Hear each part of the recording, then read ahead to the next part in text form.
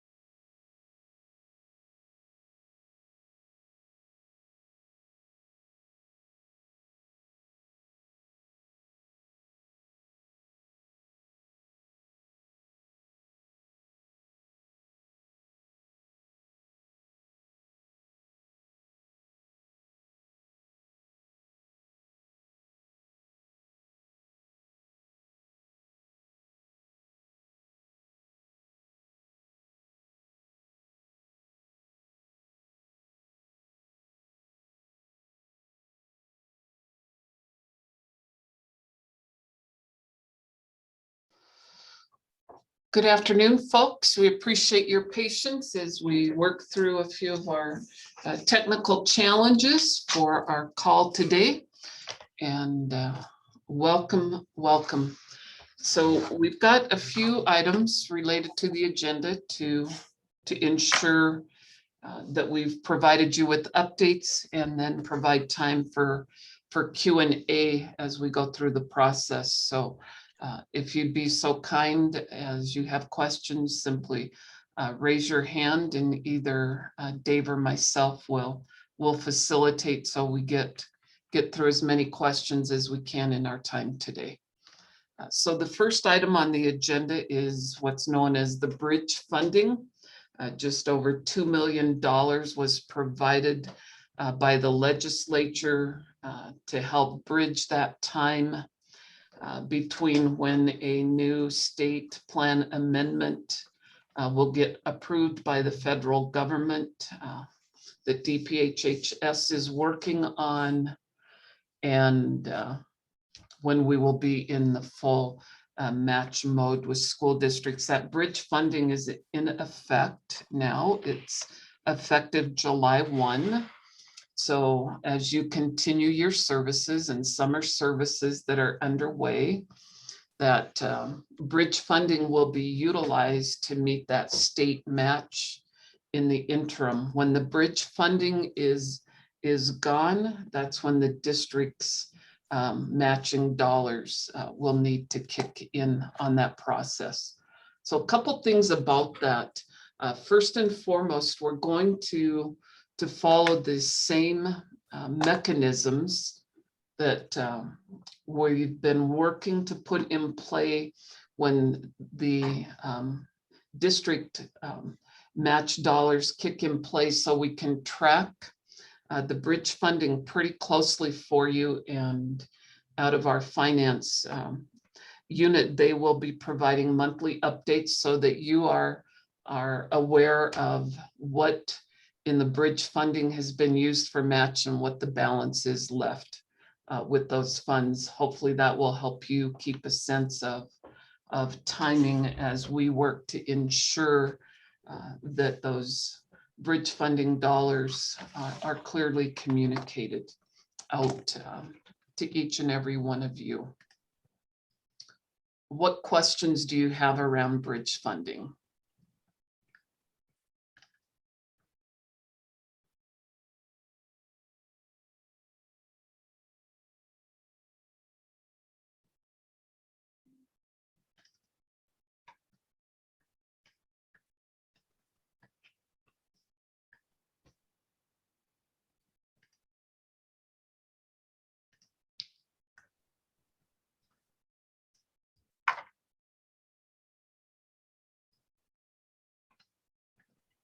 So Josh, that's an excellent question in the chat.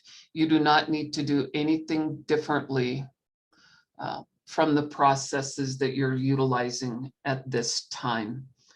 And we'll visit a little bit more about that. So the provider rates have not changed, even though the state plan is expired. We will continue to use the current rates, which are the $17.87 per unit. And the unit is 15 minutes. So those will continue to be the provider rates that get billed, and that's the match. Yeah, so the question from Josh is, so for now, we don't need to change anything in our process. And the answer to that is correct. You don't need to change anything in your process at this time. We have a question of how will the billing for bridge funding occur? Thank you, Lynn. So it works the same way it's working currently. Is the billing is submitted to DPHHS. DPHHS receives the bill. They notify the OPI of the bill. You at the same time are getting notified of what that match amount would be. The OPI is going to submit that match over to DPHHS. And once they have that match, the bill gets submitted to the feds. So that's the process isn't changing. The billing as it currently occurs is still going to DPHHS. Rhonda is asking a question. Is the bridge funding on a first come, first served basis? And the answer to that is yes.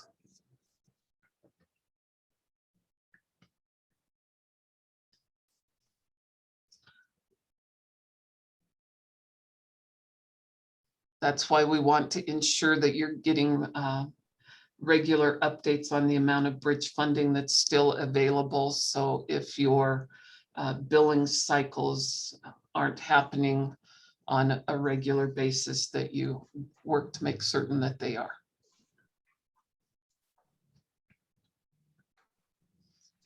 Tristan, would you give me screen sharing options, please?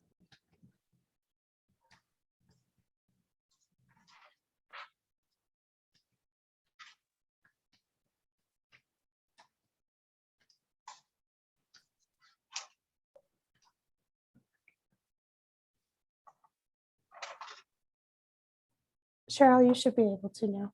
Thank you so much. I appreciate that. So last week, after we got through some legal review on this document, it was sent out to the districts we have on the list as CSCT school districts. So if you did not get this document, if you make certain you just check the chat, Tristan will drop her email there. So you can shoot her an email and she will send this document to you. And we apologize for that. Our website is in a migration process. So our screenshot was taken. So our ability to easily update documents there and just toss you links is hampered. We hope that's resolved this week, and we'll be able to keep you updated. Want to spend just a few minutes with you on this term called IGT. So you see this in the document. IGT stands for Intergovernmental Transfer and is a process that is utilized between government entities. So the OPI, when we talk about your local match coming to the OPI, the intergovernmental transfer process is the mechanism by which we are able to transfer those dollars to DPHHS. It's also the mechanism by how we're able to receive and document your match dollars. So that's all that stands for. It's just an intergovernmental transfer process. The other side of the discussion as it relates to CSCT, and we talked about it earlier, is the provider rate, which currently is that 1787 per unit, with a unit equaling 15 minutes, or approximately $72 per day. DPHHS is working in the state plan amendment in their work to strive to negotiate a community rate. So we would move away from the per unit to a community rate in that state plan amendment. That's something completely different from the IGT process.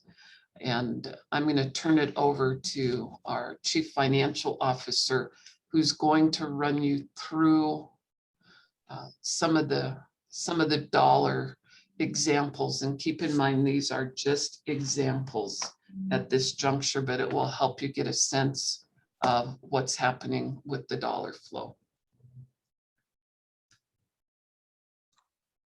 Okay, thanks, Cheryl.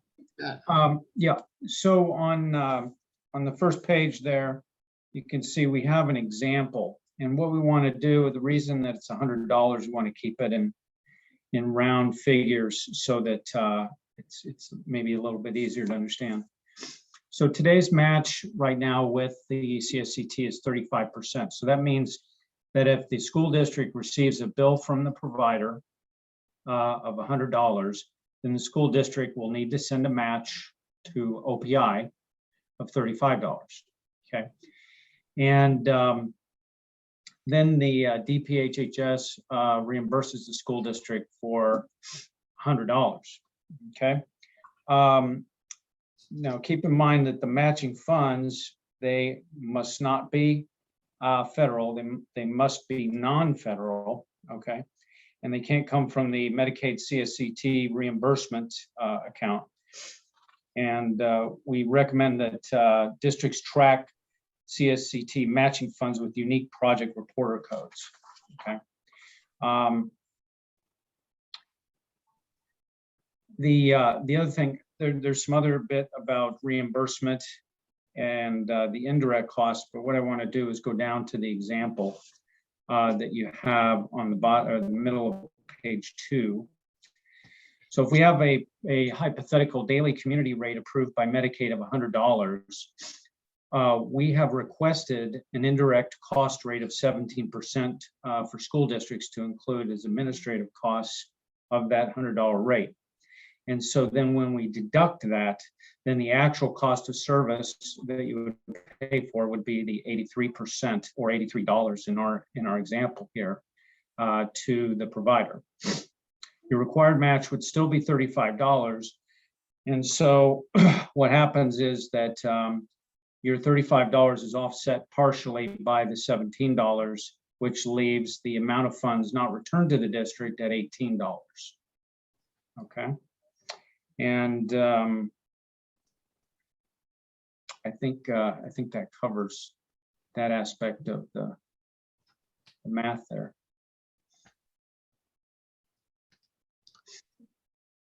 Thanks, Dave. Okay.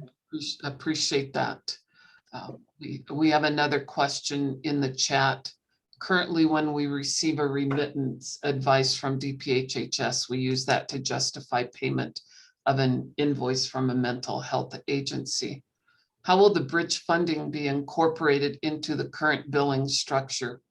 Will the notification of applied bridge funding come from OPI, DPHHS, or the mental health?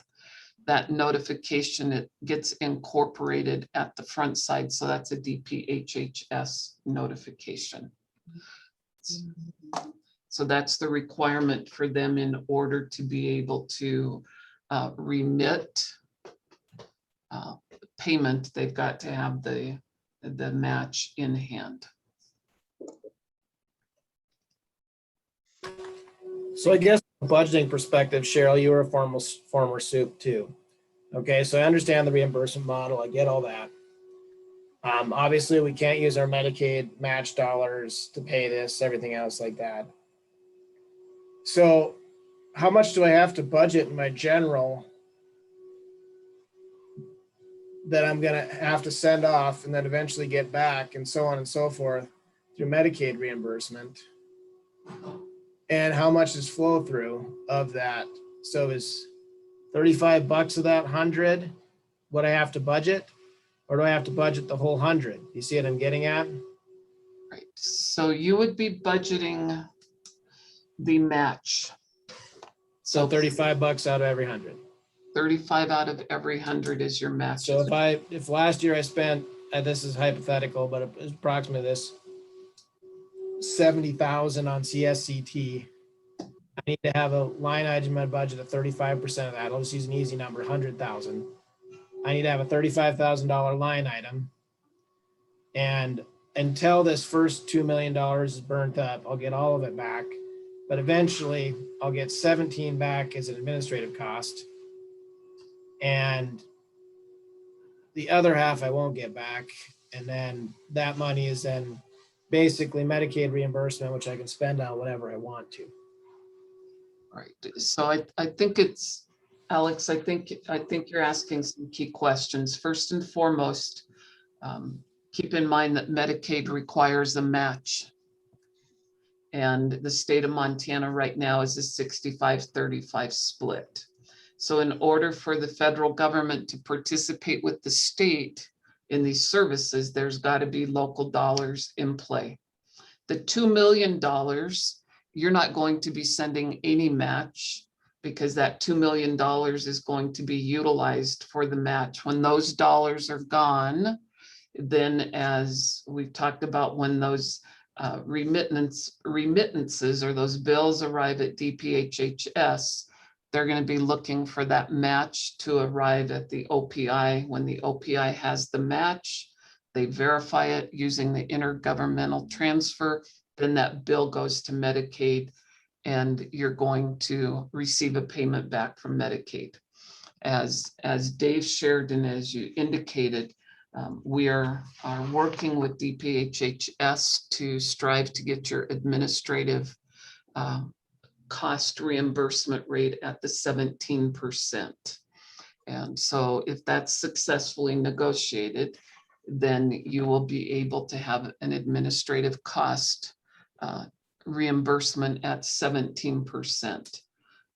So the difference between those two, if you look at it that way, is the difference of your 35 cents on the 100 or 35% is 17%. The rest of it is kept to ensure the match. So that is an allowable cost, those administrative costs.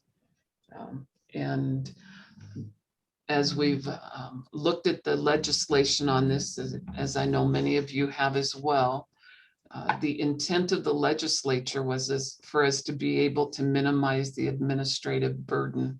And so this has been our effort to work on that. We have also visited with DPHHS about the certified expenditure methodology. You're familiar with it, to those of you that use the in-kind process that was disallowed by Medicaid in 2016. And DPHHS was able to get some extensions, and then those went by the wayside. But there is a mechanism by which we can look at that again and have every intent to look at that and see what we can do to get that mechanism in play for school districts that would prefer to use the certified expenditure match methodology. It just means that you've got to be able to demonstrate those certified expenditures as your match. So more to come on that as we get there. Cheryl, this is Doug Reisig. Then, if I can follow Alex's question. Sure, So if this indirect cost reimbursement to district is a reality, I have a better chance at least getting some of my $35 back, at least to get part of it back. Right. So that's a way of looking at that. So Thank you. Yep, that's a way of looking at it. Your $35 are going to stay where they stay per 100, but we're building into that effort for the community rate of the administrative costs. Thank you. You bet. So if you've had a chance to look at this document, you would have seen the work that we have done with a number of our advisors that we work with on options that you have for coming up with that match funding. Because what we recognize is that there's lots of flexibilities and we just needed to clear those out. And so I won't go into those. If you have specifics that you want to discuss, don't hesitate to call us on that. I would point out that most of those you're going to be familiar with. One of them that's fairly new from this legislative session, and when I visited with Lance Melton on this, he actually pointed this one out, and that's the tax credit scholarship program that's in play. So you may very well have folks that want to contribute tax credit, scholarship, and innovation to your school district that could certainly be used to aid you with that match. So that may be one that you're new to. Other than that, I'm sure you have run the gamut on those options. So we have a question. If there is a gap time after the bridge fund expires and the new process starts, will districts be able to ask for funding during the gap time if a gap occurs? To gather income payments afterwards? Or does the district cover the cost between the expiration of the dollars and the establishment of a new process? So it's a good question. I want to make certain that I understand it clearly. So the bridge funding is expired, and we have a gap before we know what a community rate is, and until a new process kicks in play. We would be looking at that, again, that current rate of $17.87 per unit, and be looking to districts to provide the match to that current rate. So the rate of the $17.87 per unit, approximately $72 per day, would still be the number that stays in play until the new state plan amendment gets approved by the feds.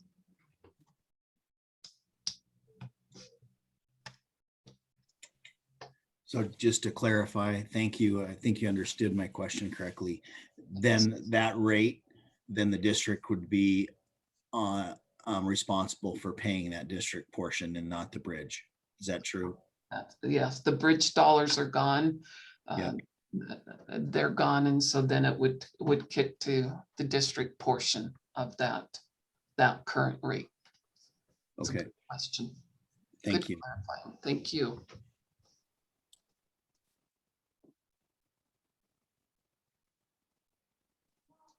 What other questions do you have, folks?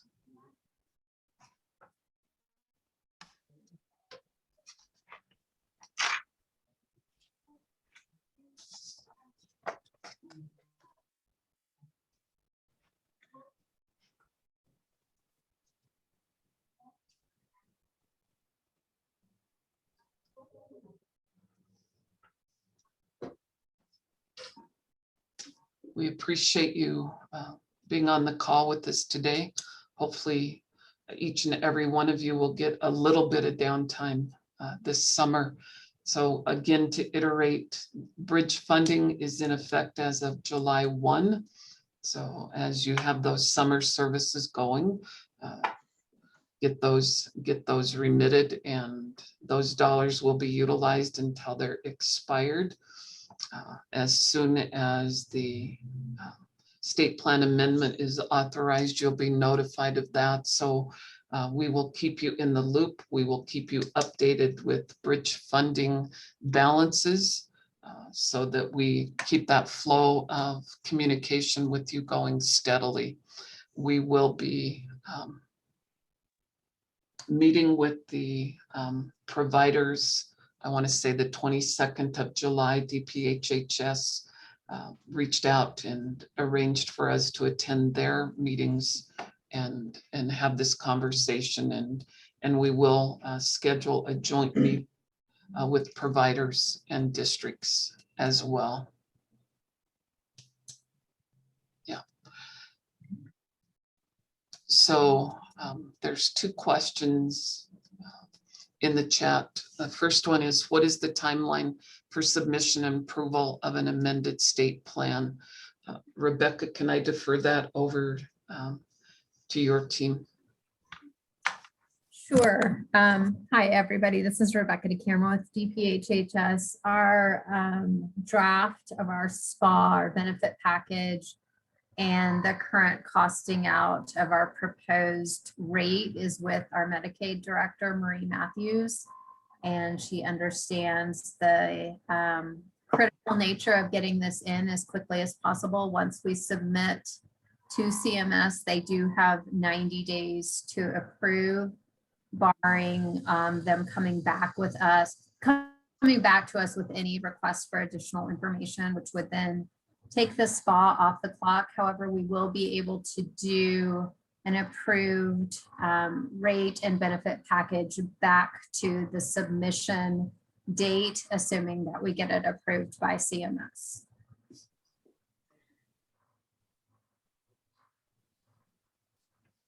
Thank you. I appreciate that. We have two more questions. At one point, you mentioned we cannot use other federal funds for the district direct costs. However, we can use ESSER funds. So let me see if I can clarify that. You can use 100% of ESSER funds to pay for direct services to students. This qualifies.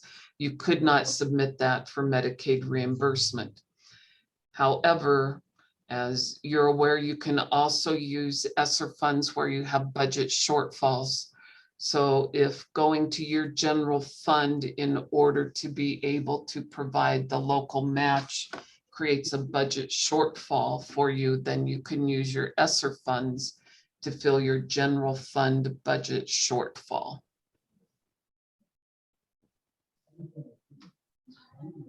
So the question is, the best case scenario that districts pay 8%, 18%, that's best case scenario. And is it expected that even with the new plan, districts will need to cover a portion of the cost? So it is expected that districts will submit the 35% currently portion of the state match. So even with a new state amended plan, districts will still be required to submit the 35%. And the whole premise behind this work is that Medicaid expects that there is local fund matches to support this. The legislature committed the $2 million for bridge funding and moved the rest of that to being the local district responsibility for that match.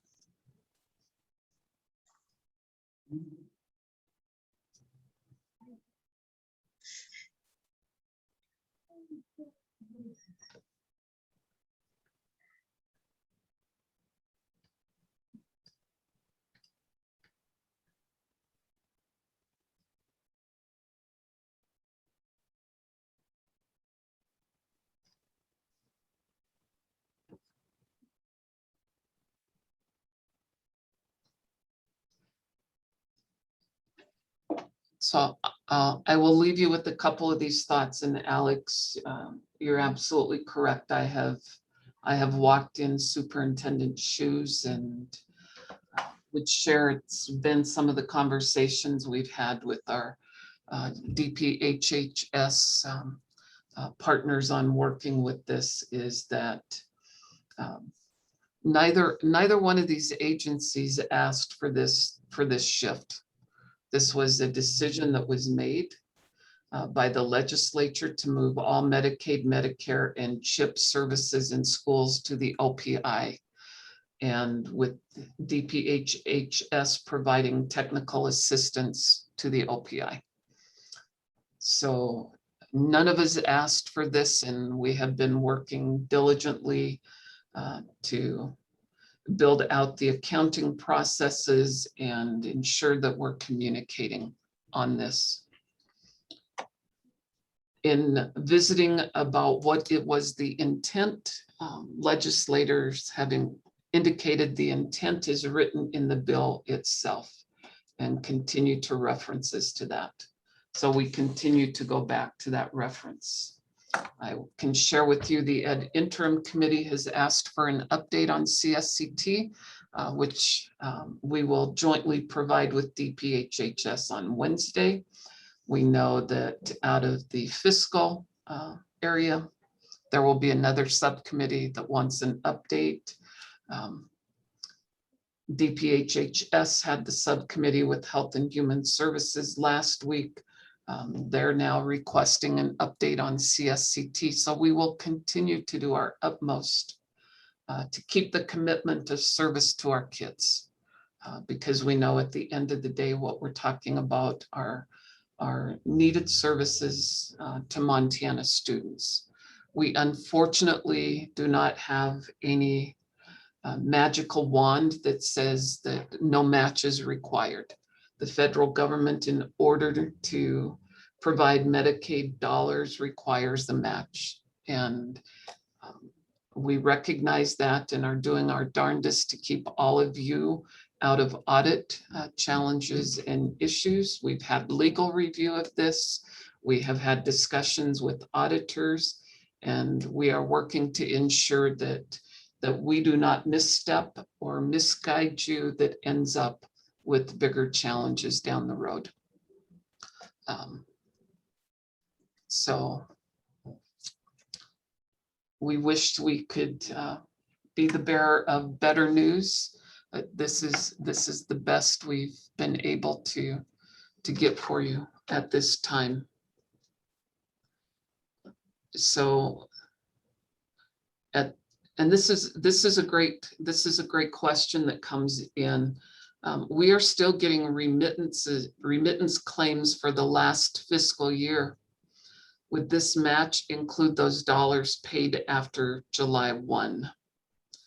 Rebecca, do you and your team want to tackle that from what happens with remittances that come in from a past fiscal year to now? Because I remember it was like 360 days to remit claims. Would you take that one? There's 365 days to remit a claim. So as long as the claim is coming in within that time, it will be paid. And again, we will continue to use the bridge funding for the matches until the bridge funding is gone.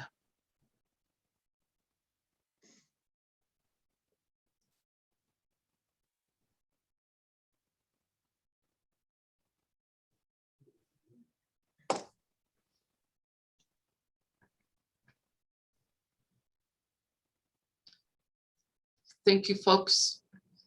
Appreciate having you here, visiting with you, answering questions, and we look forward to continued communication to you on this very important issue.